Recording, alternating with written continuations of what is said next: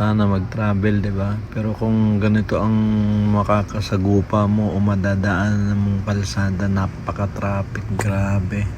'Yun ang iniisip ko, sabi ko siguro baka kung may aksidente o talagang may ulan lang talaga. Pero grabe, almost 4 kilometers na ang tinakbo natin. Ayan, nag-counterflow na nga yung iba, sumunod na nga tayo.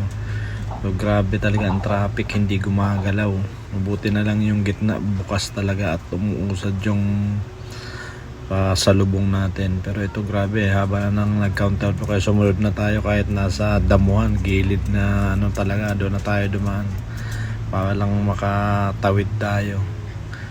Iniisip ko kung ano kayang meron, pero talagang pag ganito automatic, kung walang aksidente, baha o kung may natumbang puno o kaya poste ng Meralco. Pero wala naman, ito makikita natin guys kung anong mahihinat na natin na to, kasi almost 3 hours na tayong tenga tayo sa kalsada. Ito yung napakahirap sa mga motorista pag may ganitong ano. Ito na ngayon sinasabi ko guys, so nakikita nyo pati mga motor hindi sila makausad ng todo.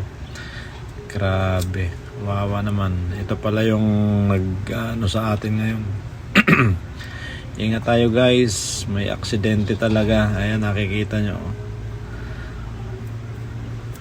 Toyota Vios, kawawa naman yung involved sa ganitong aksidente talaga. Kaya ingat tayo lagi mga idol. Yan, nakikita nyo, pray hard tayo sa pagdadrive. Kailangan nating magdasal bago tayo umalis, at pagkarating natin ganun pa rin pasasalamat na hindi tayo masangkot sa ganitong aksidente. Ingat, salamat.